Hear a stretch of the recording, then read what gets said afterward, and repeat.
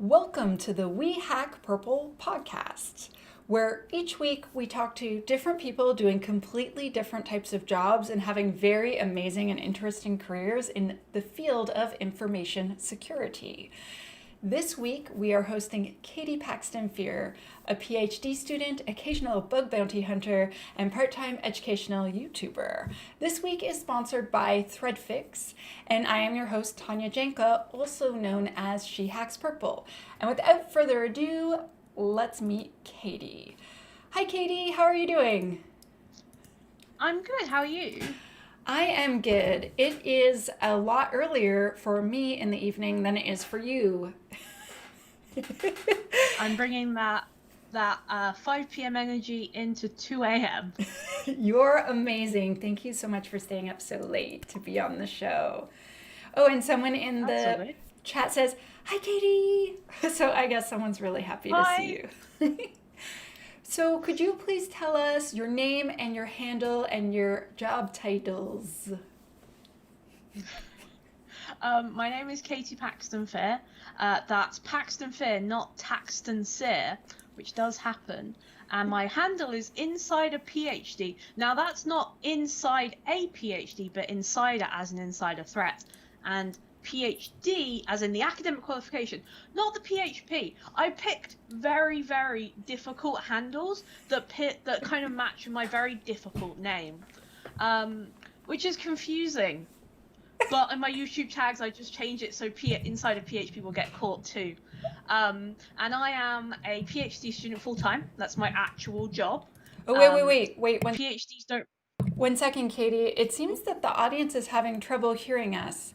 Can you hear us, audience? So someone just said, "Is there sound?" And I'm like, "Well, I hear sound." And I hope the sound. all of my stuff looks like there is sound. Okay, so it appears that we're actually absolutely fine. So, JA, please turn on your sound. Someone else can hear us, and we can hear each other. I'm so sorry, Katie, to interrupt you. Let me ask again. Please That's tell okay. me about your multiple impressive job titles. So my full-time job, my 9 to 5, is as a PhD student. And I do work from 9 till 5. People think students spend a lot of time asleep. That's I not don't. true. I do actually have a regular job. And then I'm also an occasional bug bounty hunter and a kind of part-time YouTuber. Now, I am still waiting for the Nobel Prize Committee to get back to me because obviously I do deserve the Nobel Prize for more hours in the day. An invention I think is going to be beloved by everybody. And quite frankly, the fact that it's not currently, I don't have a Nobel Prize yet, is the most disappointing part of 2020. Not acceptable. Um, it's not acceptable, it's ridiculous. But yeah, so I have quite a lot of jobs. I like to say that I spend quite a lot of time working, but it's down to a T of organizational systems. But yeah, so I have a lot of jobs and I do a lot of things online. And someone has commented, Nobel Prize, obviously. um, Definitely, right? Can you could you describe each one of your jobs for us, because a lot of people have never done a PhD or been a bounty hunter or an educational or YouTube person? Oh, I'll start with bug bounty hunter. I'll work my way down to from most time to least time. Sorry, least time to most time. So being a bug bounty hunter is basically being like, you have your freelance web developers, you have your freelance software engineers, and then you have your freelance security analysts. And being a bug bounty hunter is that it's finding bugs. In this case, we don't really mean software bugs. We mean like software bugs with a security impact. And quite a lot of that is hacking companies legally, not illegally, hacking companies legally. They ask you to. That's what being a bug bounty hunter is. It takes up the least amount of my time because it's something which I kind of do for a little bit. I get some bounties. You do get paid for it. You get paid per vulnerability depending on severity. I do it for a little bit, then I kind of stop for a little bit, and then I do it for a bit, and I stop for a bit. It just depends on my interest level. So that takes up the least amount of time. Educational YouTuber. I make videos on the internet, and I have to admit to people that I make YouTube videos when they tell me what I do for a living. Because YouTuber, people seem to think I have some kind of gaming YouTube channel, and they don't realize that I make lectures online, and I've tricked all of my viewers into thinking they are entertaining videos when actually they're lectures, and I'm tricking them into a university education. And my videos are they're lectures. They're like, I talk through people how to do bug bounty hunting, but it can apply to all kinds of web security, mobile security jobs, not just bounty hunting. It's just got that particular focus. And I've got 18,000 subscribers, which is kind of crazy to me. I looked it up on like how big of a venue I could have, and the venue that would fit all of my subscribers was a field, because you can't get an indoor venue for that many people.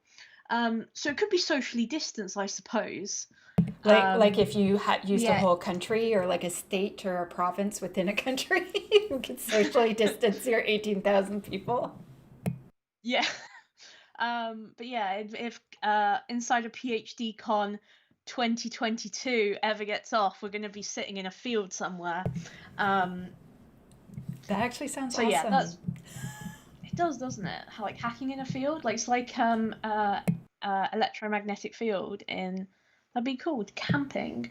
Think about Of course, I would be the main talent. how many extension cables you would need.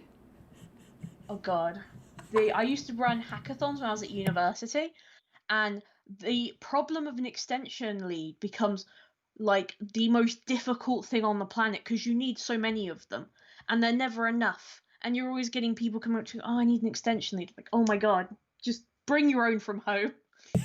um, but yeah, so that's being a YouTuber. I make videos, they're just lectures, 18,000 subscribers, and then What I have my full-time topics? job. What topics are your YouTube videos about? So I made videos on finding your first bug. So I've covered vulnerabilities, I've covered APIs, I've covered mobile. I'm covering authentication next month. My videos really range in topics because I want people to be able to go to my YouTube channel and kind of find. I like to think of myself as a university level education without the university level price tag, because I like to think that my videos offer that kind of style of education, because it doesn't suit everybody. Not everyone can listen to a lecture and absorb the information, but for those it does work for, I hope I'm giving people, especially those who maybe come from countries that aren't as wealthy. And the OSCP is a lot of money. That Yeah. could be easily somebody in a non-Western country being an entire year's salary, and that's just not affordable for people. But something like my videos can give people that same, not necessarily the same level because you don't get the certificate, but getting some of that knowledge for free, which is why I like doing them. Cool. That's awesome. So, I have more questions, as you might have suspected. Also, I've been flashing your YouTube handle or your YouTube link and your Twitter handle just on the screen in case anyone needed to know how to follow Katie. Okay, so what is a day like in the life of doing your jobs? Ooh, okay. So I practice time blocking, which sounds a bit insane. I record every minute of my day. Um, Not many people do this, so I could tell you down to the minute what I did. I won't bother with that because that'll be quite boring. But I usually wake up about 9 o'clock ish, and I write my thesis. And that's currently what doing a PhD looks like. I'm in like the last few months of my PhD, so I literally spend all day writing. That's Just amazing. To be right at the end, that's amazing. It's the scariest thing. I was a bit worried that I wasn't be able to find a new job because of the pandemic, but thankfully I did actually manage to get like a full-time lecturership at university. And they That's cited my YouTube channel amazing. as one of the reasons they hired me. Congratulations. Thank you. Um, but yeah, so I kind of write my thesis, I have lunch. When I was doing research, it would literally be poke at my code until it does something interesting. Research is quite a lot of just poking something and seeing if it works. And then at 5 o'clock, I then switch over to YouTube. I'll be making slides. I'll be writing notes. I'll be researching, like taking notes about what I want to talk about, what resources I want to share. And if it's like a YouTube day, it'll be recording. If it's not, it will be just doing slides or editing. Not particularly like the most interesting part of making YouTube videos, but I'm sure, as you probably know from streaming this, there's a lot that goes behind the scenes of YouTube. Turns out you can't just turn the camera on and that's it, you've got a YouTube video. Yeah. What Katie There's quite a lot said. of other work. Yeah. But yeah, that's kind of what a day in my life looks like. I usually finish like all of my work for about 7 or 8. And I spend the rest of my evening not working. And that's very important. I do not work all day. I have breaks and I stop and I don't do work from 8 p.m. That's smart. I should take lessons from you. Also, someone in the chat says, "Way to go, Katie! #jobs." I'm very excited about my new job. Excited and worried. You don't usually get PhD students that go from PhD to lecturer. It's like the equivalent of assistant professor in the States. You usually have to go through a few postdocs, but they were so impressed with the enthusiasm I have for cybersecurity and my level of knowledge that they were like, yeah, we'll give you a job that's much senior than what you're doing at the moment. Don't panic. Don't panic. That's a great job interview last sentence sort of thing. First day of don't panic, you're going to be fine. That's pretty much what I'm telling myself. So I'm supposed to tell everyone to buy my book, and I'm supposed to be really suave and charming. So if everyone could pretend that I was when I told them about Alice and Bob, learn application security. So what's your book about? Your new upcoming amazing book about information security that everyone should go ahead and buy. See how she's charming? It's good. It's a good pairing. My book is about how to create secure software, and it is about how to create a secure system development lifecycle, what all the main concepts are with secure design and secure coding and security requirements, and how to secure more modern systems. And basically, I don't think that so someone that wants to defend against a bug hunter that is very good like Katie would want to read my book. Aha, see? Like peanut butter and jelly. Okay, so that was pretty good for me for trying to awkwardly bring up myself. Marketing person's like, stop telling everyone that you're doing it. It'll get better. But anyway, thank you. You got to say where you can buy it. So where can you buy your book? Oh, you can buy it on Amazon or the Wiley Books page, and then I put a little link. But if you just look up Alice and Bob Learn Application Security, it will be the purple book. There's not a lot of like university style textbooks that are purple and pink. Can you agree with me? Really missing out here. Right? Yeah, I'm looking. They're mostly blue. That's because blue is the world's favorite color. It should be more colorful, more engaging. I agree. Apparently, if you ask people, on average, 70% of people will say blue is their favorite color, and apparently over 50% will say 7 is their favorite number of 1 out of 10. And so that's interesting. My favorite color is purple. Nice. That's why all my branding is purple. Mine too. Okay, so I have real questions though now. I'm going to stop talking about my silly book. So someone in the chat is like, amazing book lol. That everyone should have on their bookshelves. And that I'm going to buy, and I'm an influencer, so you should trust my recommendation. She's influencing me. Tanya's book. Thank you. Yeah, buy 2 copies of your own book now. Someone is commenting in the chat, lol, Katie sells Tanya's book better than Tanya does. Yes. Okay, but back to you. Oh, hi, Rick. My friend Rick from Ottawa's on. Okay, so what types of personality traits does someone need to have to be good at your job? And you can say this for any of your jobs or all your jobs. This is totally up to you. Like, I'm gonna go for all of them. For being a PhD student, the main personality trait you need, surprisingly not, is not to be smart. It's not to be clever. It's not to have like a really big brain. It's actually to be really determined and to hit your head against a brick wall and expect a different result other than a concussion. Because doing a PhD, it is not a competition of who's the fastest. It's a marathon, and you know what? Usain Bolt would not be able to complete a marathon.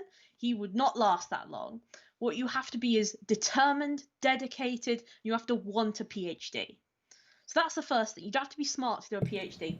I proved that. I have no common sense. Oh, that's not true. But I've got a lot of knowledge about insider threat now. I didn't start that way. But yeah, then you've got doing a YouTube, and the kind of main personality trait you need to be doing YouTube is to be really open and to fake energy because you have to have that on persona. And I'm sure anybody who does like a conference talk realizes this, that you kind of put on not necessarily the best version of yourself, because it's not really a fake version. It's that overhyped version, that really happy, that really excited. Like under all of this, I do not talk like this normally, but I do because it makes people more engaged. So that's really to be a fraud is to be a YouTuber. Now to do bug bounty hunting. To do bug bounty hunting, you need determination. It's hard. You end up hitting so many brick walls. You end up doing weeks of work for no bugs, and you've just got to be able to push through those difficult weeks to get to that sweet drug that is finding a vulnerability. I've never taken drugs. I don't even drink alcohol. I am convinced that bug hunting is the best drug you can buy. And you don't, like, all you need is a computer. Well, and they'll pay you for it. And they'll pay you for it, yeah. So how often do you make money in Vegas, right? I made money in Vegas. Oh my gosh, Katie. Someone posted in the chat, so doing a PhD is basically academic rugby.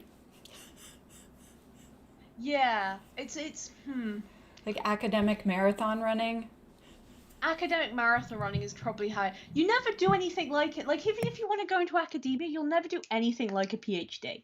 You'll never write a massive book that nobody will read. Like you've written a book, Yeah. people will probably read your book. Yeah. After I have my Viva, no one's going to read my PhD. And you just don't accept this in any other field. But doing a PhD, it's perfectly acceptable to write a massive book no one will ever read, and it collects dust on some academic shelves.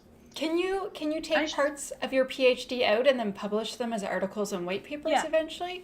Because people would read that. Yeah, that's how it gets done. But you still have to go through this entire process of writing a thesis. You write a book no one will read, only to later on take that book and rewrite sections of it to write papers.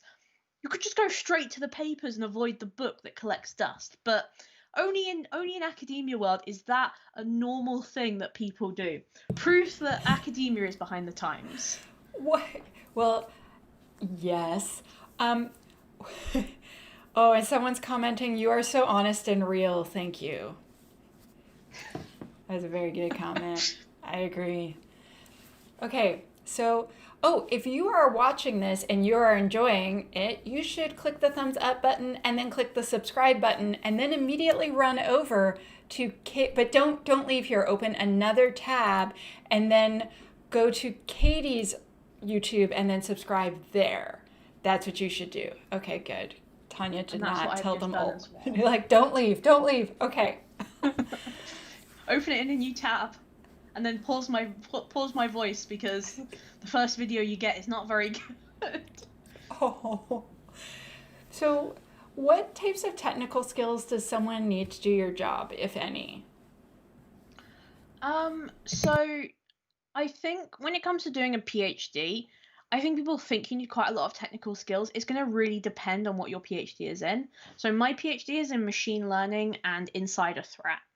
I didn't know anything about insider threat. I come from a data science background. I'll be honest, before I started my PhD, I wasn't even interested in cybersecurity.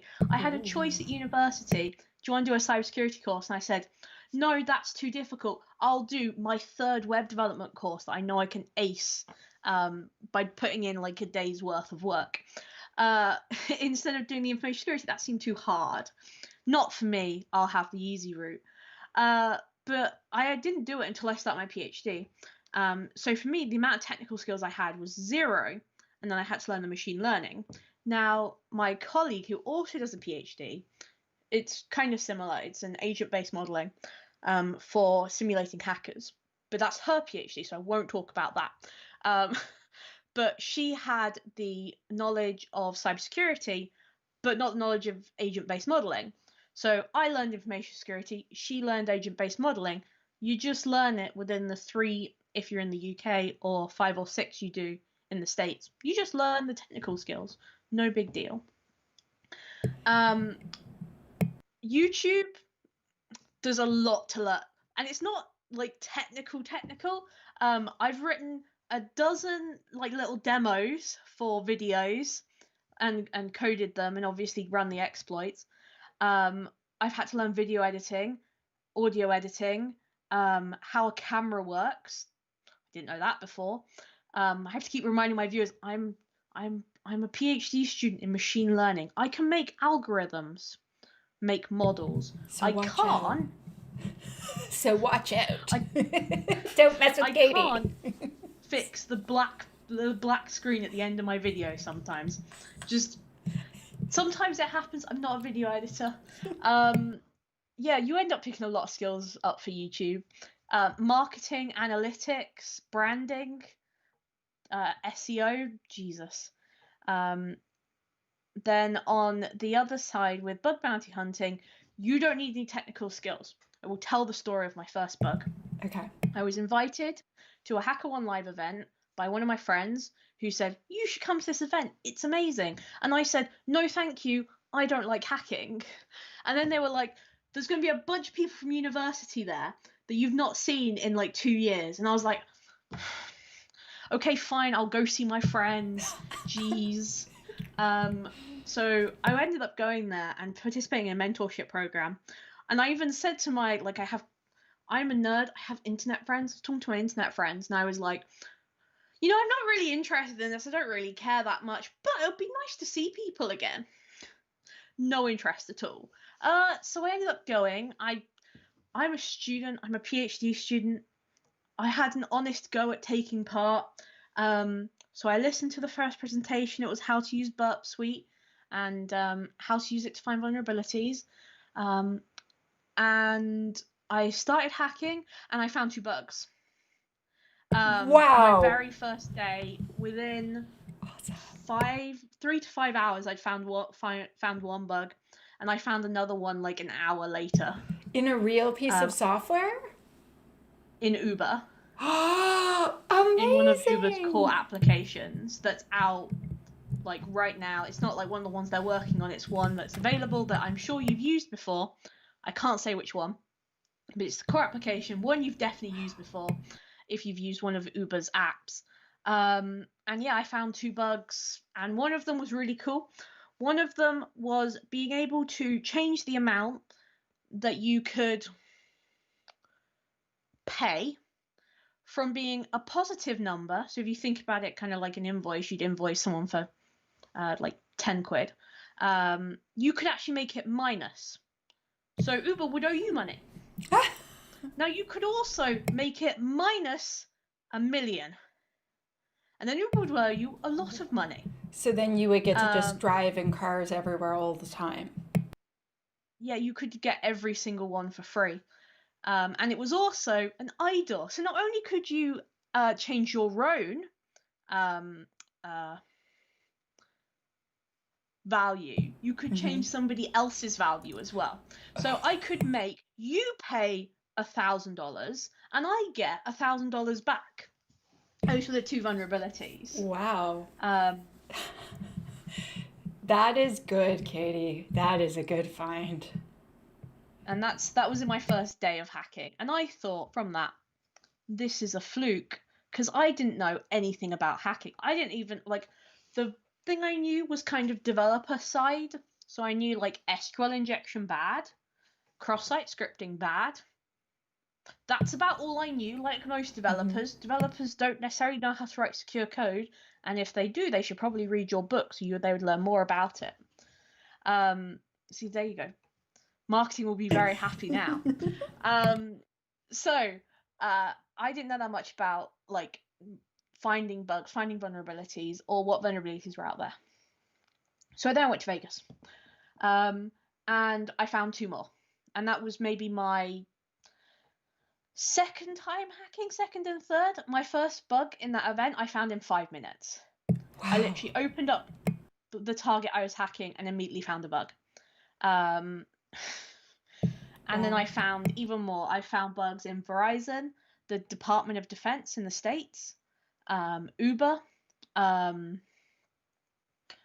What else? I can't talk about the other ones because they're still being triaged and fixed. But I found ones in other applications that you've heard of. But yeah, so That's so awesome. you don't need technical skills. I'm putting links to some of Katie's papers on the screen and in the chat in case anyone wants to read some academic papers about understanding insider threat.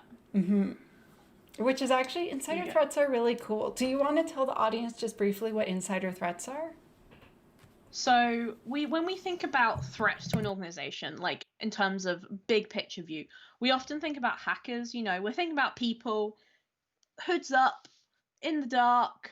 I could turn off the light as well. There we go. In the dark, hacking away on a keyboard which lights up. And this is what a hacker looks like. But actually, some of the biggest security risks to organizations are not, in fact, me or, any malicious actor. It's actually the own employees.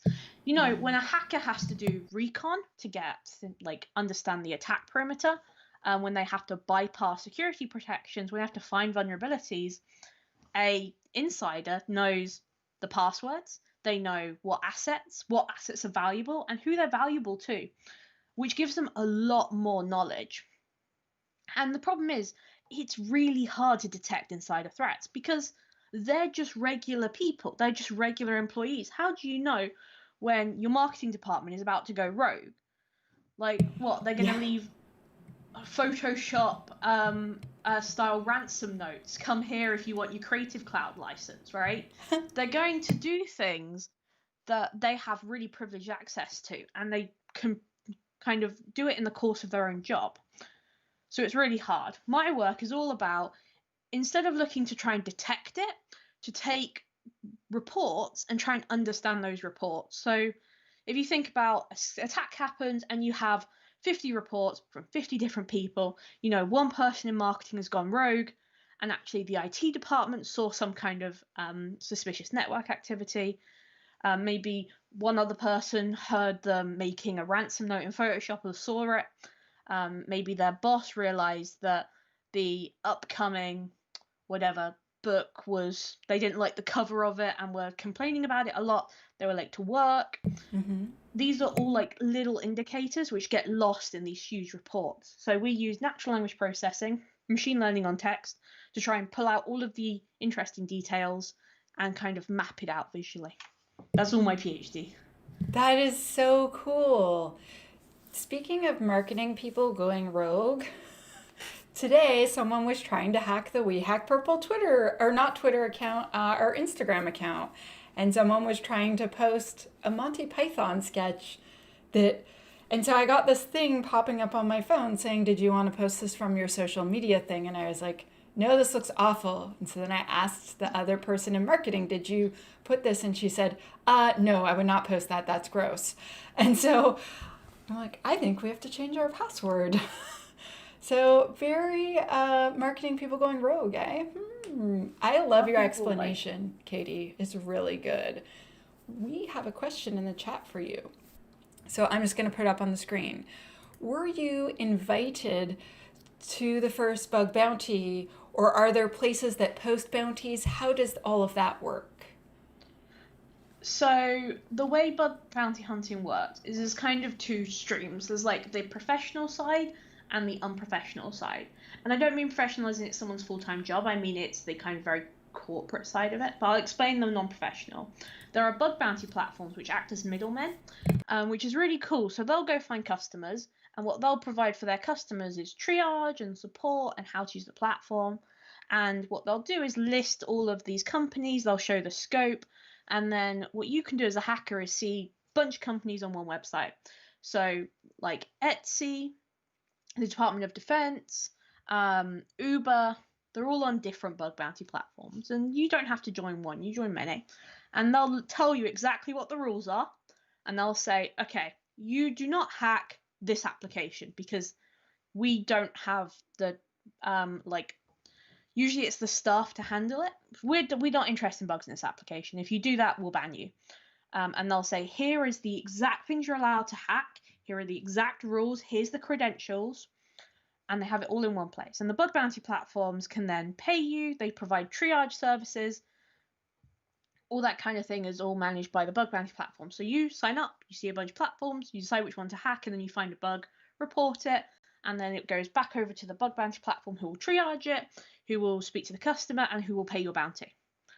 So then you have the professional side where you start to have things like live events.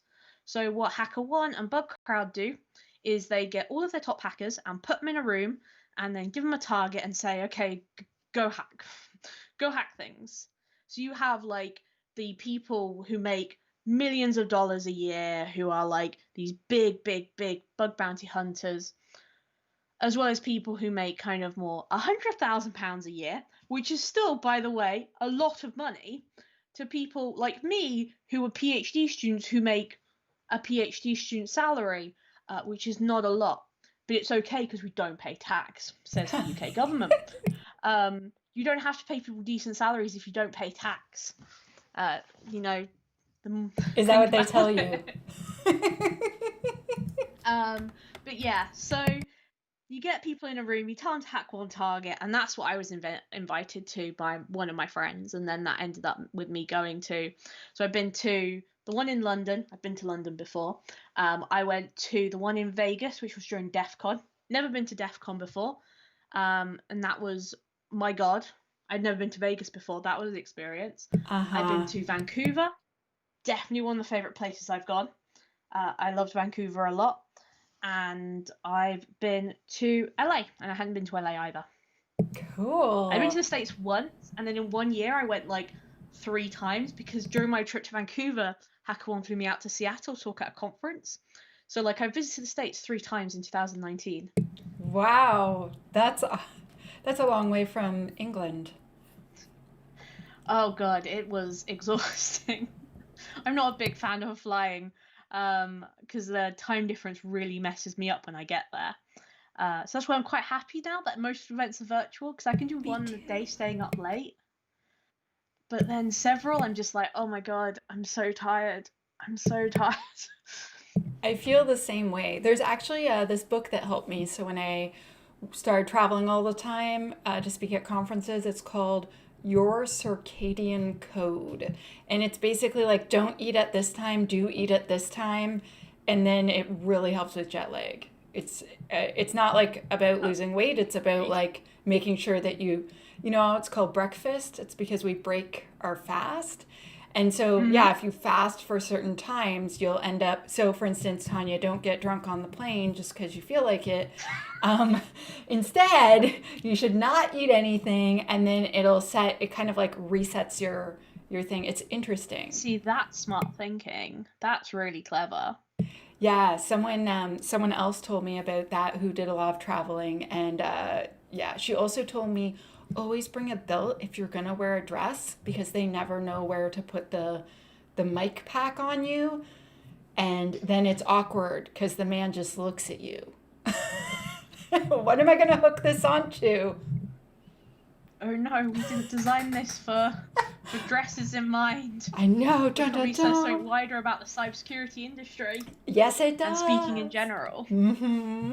So there is a question in the chat. Is HackerOne still doing internships? Do you happen to know? I have no idea, but both HackerOne and BugCrowd have like open. If you're an excellent person and you want to join us, then contact careers at. I don't work for any of the bug bounty platforms. They just promote me a lot. Nice. That's a good place to be. I wish I got paid. That'd be nice. Well, maybe you should ask them. Ask them to sponsor some of your videos. I've got sponsorships now. I'm very proud of it actually because I've finally been able to make investments into my channel. I've got like a proper microphone. Didn't have a microphone before. Now I have a microphone. What kind? Oh, I have one of the. So I have a friend who's an audio engineer, and I was like, Fraser, you gotta help me. I have a YouTube channel. I have no idea what I'm doing. I'm so lost. People keep complaining about the audio. Dear God, please help me. I'm so confused. I don't understand this terminology. And what he said was, okay, you buy this cable, and then you buy this. And now I have a Audio Technica 2020 microphone with a Focusrite Solo Scarlett I have one of thing. those. I have a Scarlett and a Yeti. Oh, a Yeti. Oh, nice. It was a Yeah, I gift have too. one of the ones. I don't know if I want to move the camera, but yeah, I have like a microphone. Yeah, I sound like I don't know what I'm talking about. I really don't. One of my friends just really helped me with all of this. I have a person that helped me too, and you better believe it, I also appreciate it.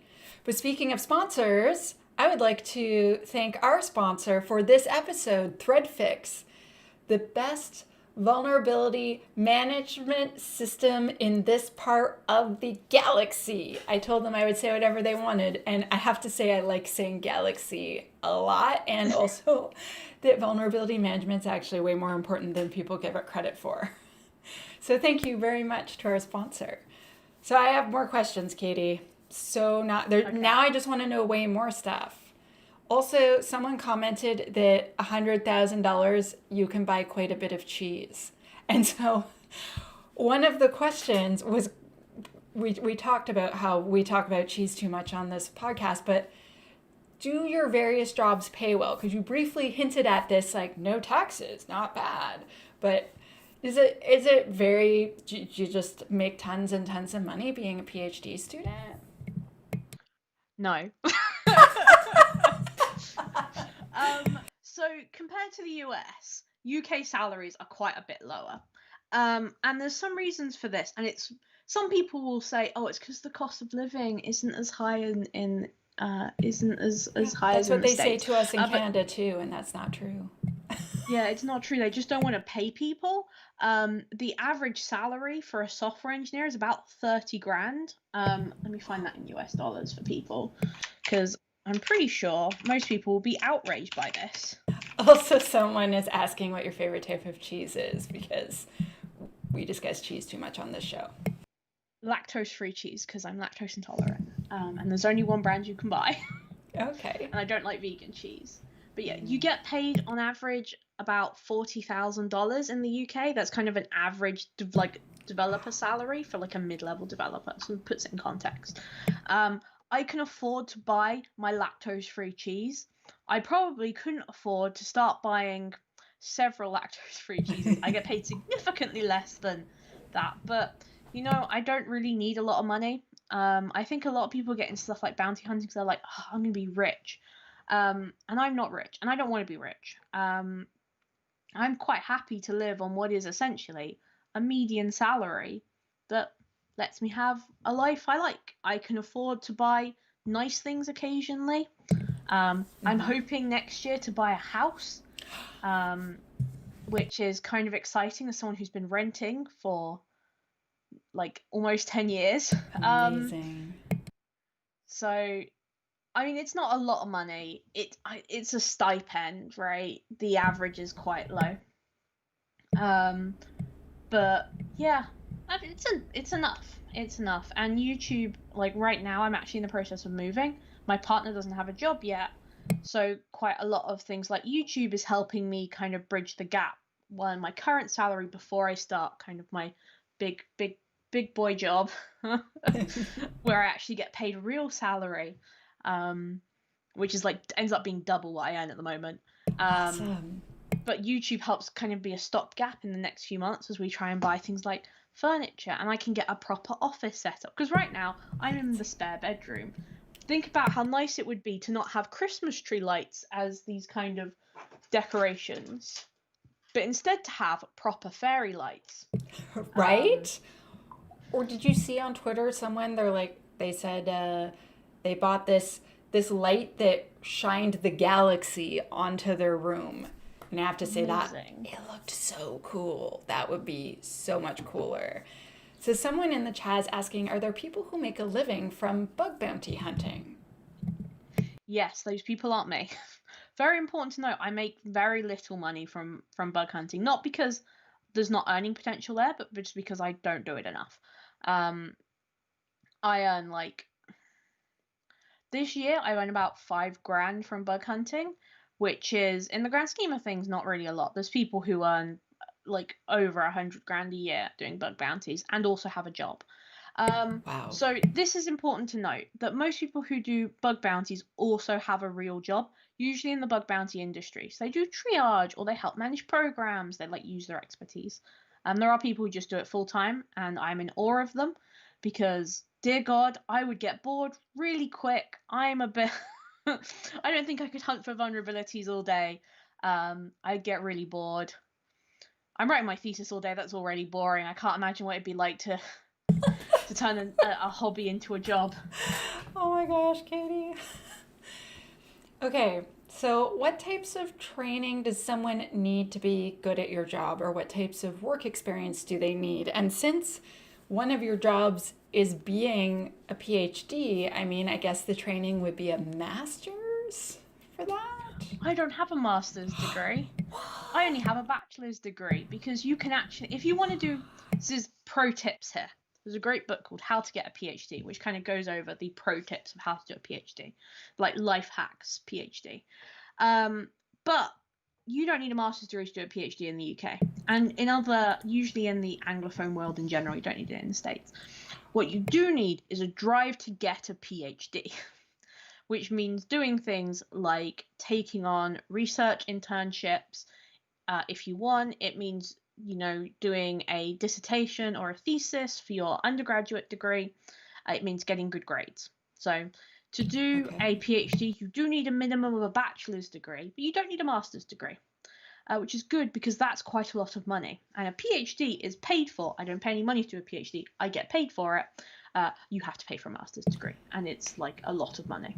I'm already in like $60,000 of student loans for my undergraduate degree. So that is a really, really, really good tip, Katie. Okay, so then what types of training would someone need then to be a bounty hunter or to be an educational YouTuber? To be a bounty hunter, what you need to do is watch my videos, specifically my videos. Don't watch other people's videos. Only hers.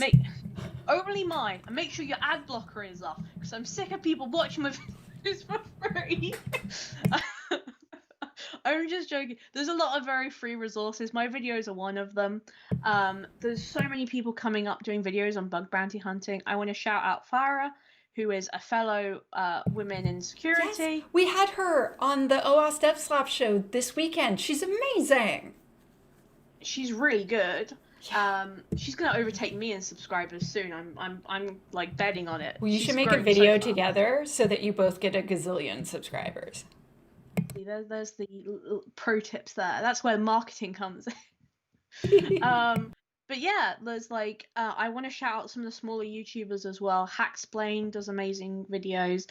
The XSS Rat does amazing videos, and he's like your best friend, and he does such like really cool, casual but informative videos. There's the big boys like Stirk. Codingo is making really good videos on tooling. Like, there's so many people coming up now making amazing content on YouTube. So you really don't need to take a course. There's so much free content available. And obviously there's also blog posts and disclosures and so much more available. And to be an educational YouTuber, you want to make YouTube videos, just start. Just don't tell yourself, I need to learn this, I need to learn that, I need to get an editor. Just make videos. Your first videos are going to be awful. And you're going to look at them and go, that is the worst thing I've ever seen. You upload it anyway. You go, it's their own fault for clicking on it. It's so bad, they shouldn't have bothered clicking on it. Quite frankly, they wasted their own time and it's none of my business. And then you slowly get better and better and better. And then in a year, after you've made videos every single week, you made 52 videos, you look back and you go, I'll remake that one now. and then next year you think about how terrible that remake was and remake it again. So that's how you do it. That's how you do it. You just admit to yourself that my first videos will be awful and terrible, but I'll remake them in a year, so it'll be fine. It's really getting over that hump of like, my content is awful, that's quite difficult to do on YouTube. It's so true. This is really good advice from Katie, because so many people I know, they want to be so perfect that perfect is their enemy, and then they never release anything. Yeah. And they're like, how do you have so many videos, Tanya? I'm like, low standards. Low standards is the key. Yeah, and they get better and better and better, and you learn from doing more and more, right? And you'll never get great if you don't start off at least as sort of crappy. It doesn't really matter. And at the end of the day, when you first start out, you've got 2 subscribers.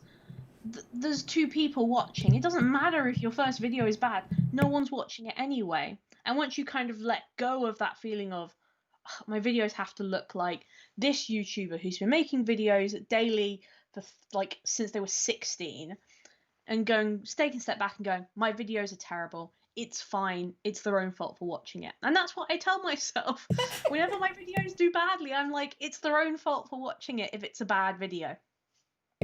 Oh my gosh, you're hilarious. Okay, so I want to know what you like best about each of your 3 jobs. What are your favorite things? So I think doing a PhD has honestly been life-changing for me. Like actually life-changing. Like it's completely changed the way I think about the world and think about my place in the world. And I think a lot of people will say that about a PhD. But I think people say it and they're like, oh yeah, it didn't really though. It absolutely did for me. Like I think about research in such a different way, and especially when you start to look at how, say, a organization looks at academic research, you can see, hang on, there's a big gap here, and academics aren't reaching industry, and that knowledge isn't being shared. And this is a huge problem in something like security, because academia might be 1 step ahead in one part and then 2 steps behind in another, and industry is struggling the same way. And you kind of take that step back and you realize it's kind of like your brain expands, that expanding brain meme, where it's like, you know, you do research and then you just realize once you do a PhD kind of how all the threads of research come together. And that's honestly been life-changing for me. The like self-management, the organization I've had to do has changed the way I work and the way I think about work, and how I think about like doing things like setting strict boundaries, how I think about deep work versus shallow work, how I think about what I can contribute to the world. And with a PhD, you make a very small contribution, but that's a meaningful small contribution. And that can mean a lot to people. So a PhD has changed my life. That's amazing. Also, I've wanted to... Sorry to interrupt. That's amazing. When I was 16, I had a tutor at school, and he was like, Katie, you should do a PhD. And I was 16. This is a while ago. And I was like, no, I don't. I want to go and be a developer. And he said, no, I really think you should do a PhD. And it took me a while. It took me throughout, I think I got to my second year of my undergrad, and I was like, I want a PhD.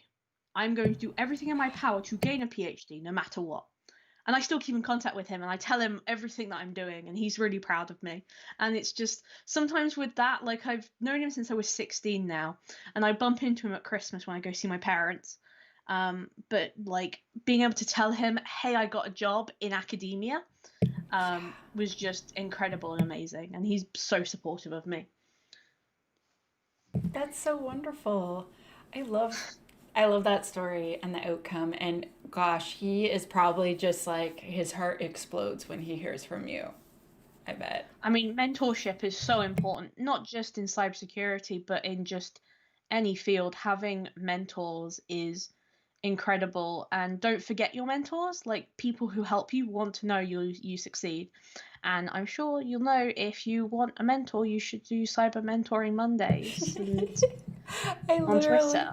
I literally just put it on the screen by accidentally I put the at symbol instead of the number sign. Cyber Mentoring Monday every Monday on Twitter. We pair people with mentors. But yeah, I definitely suggest, even if your mentor ends up being somebody who doesn't necessarily help you in the technical sense, but is just there for you and supportive, is just so amazing. But yeah, I always give him an update and stuff like that, and he's really like proud of where I'm going. I sent him my YouTube channel as like a very small update, and I was like, oh, here's everything I've been doing, here's my website. And then he replied back, I would like a longer update, please. Like, please tell me more about what you're doing. Oh, that's wonderful. I like this. But yeah, sorry, what was the original question? it was what you like the best about your jobs. And I have to say, I feel like I really love your answer.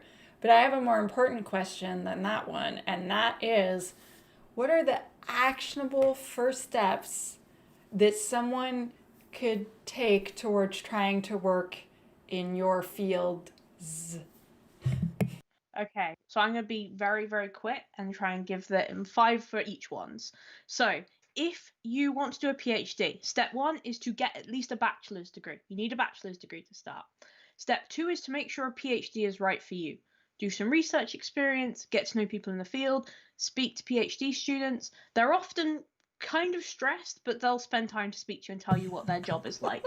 I'm quite happy to speak to people and tell people, yes, my job is very stressful, but a PhD has changed my life.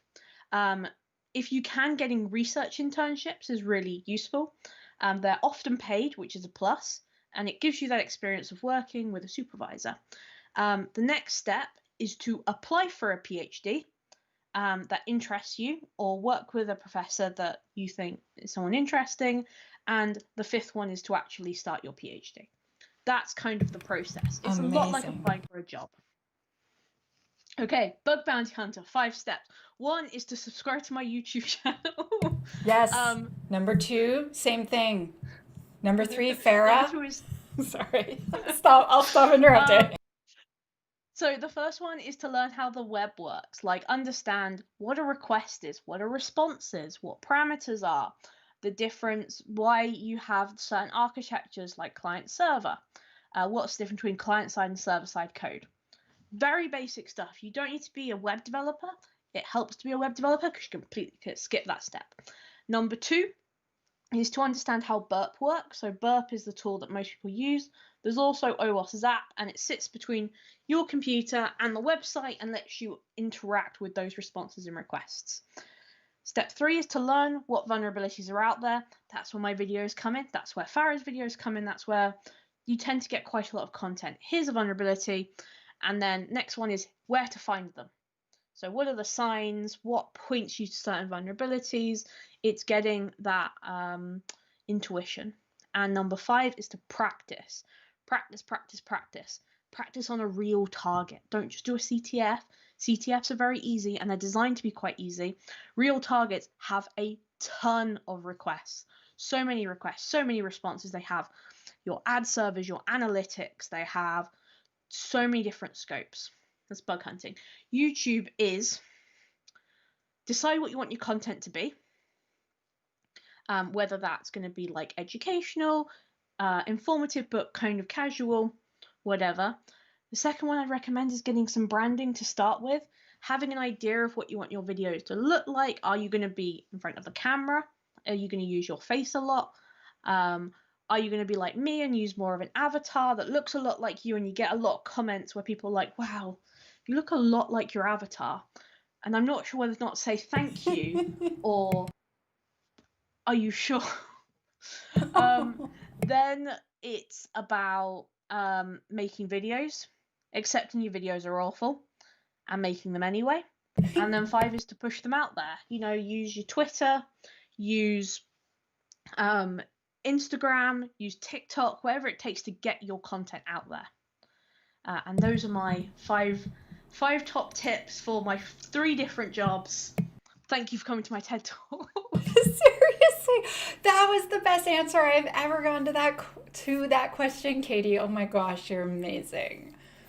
Okay, so I have one final question, and then we will end the podcast, and that means I go and I thank my sponsor. So, of course, everyone needs to like and subscribe to our channel and like this video, and then go to Katie's channel and just click like on every single video because you know you're gonna watch them.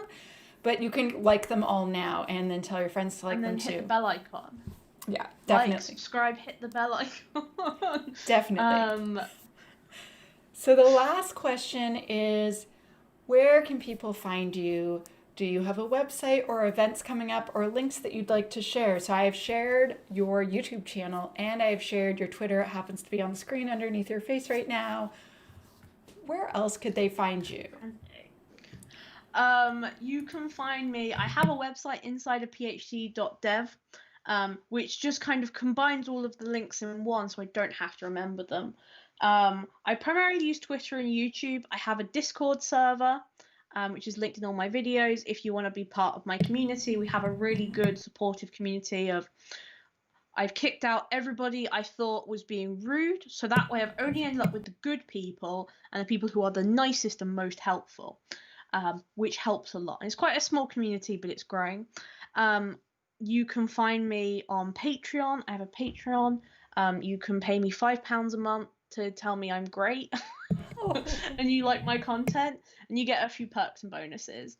And then £10 gets you my notes if you want to see my beautiful handwriting and terrible doodles.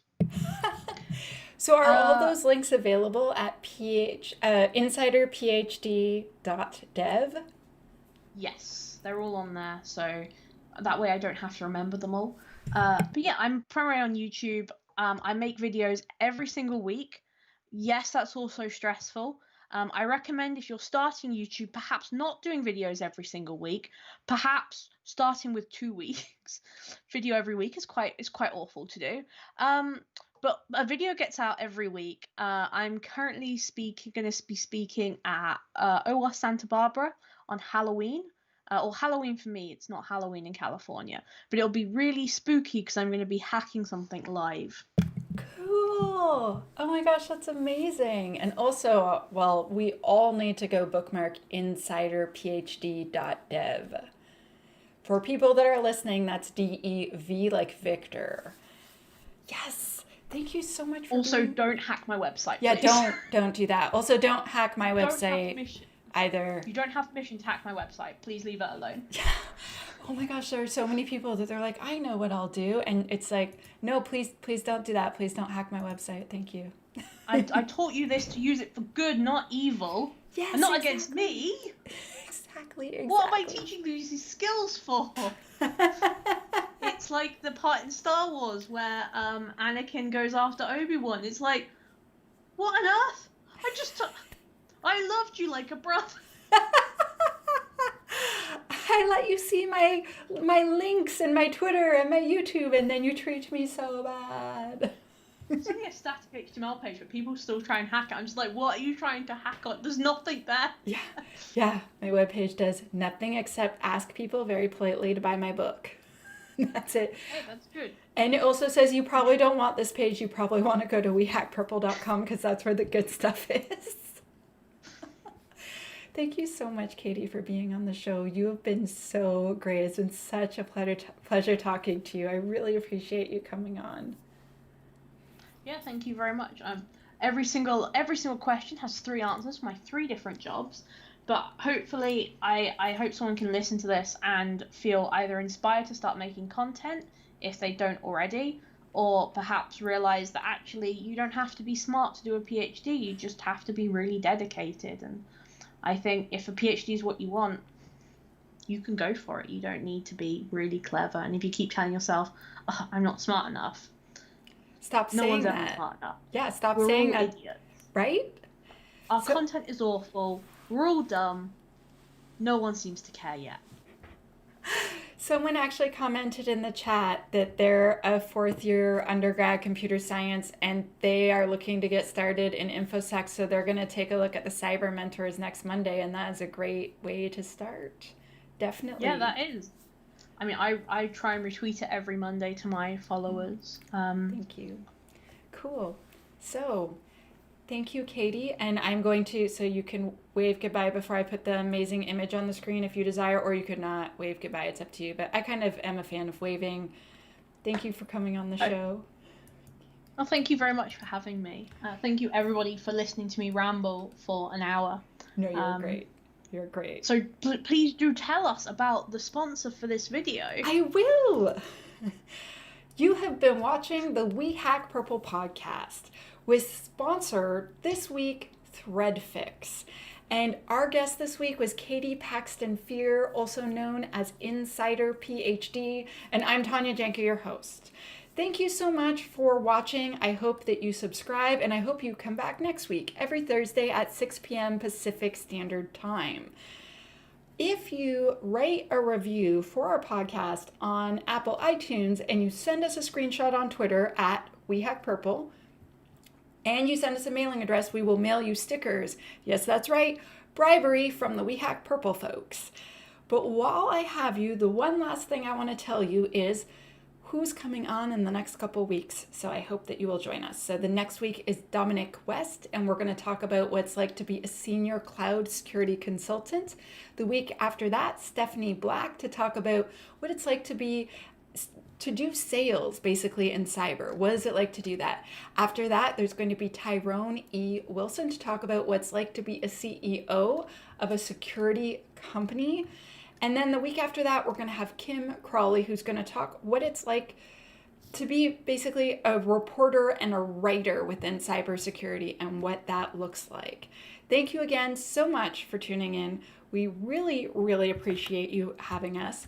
And with that, I am going to sign off and talk to y'all next week.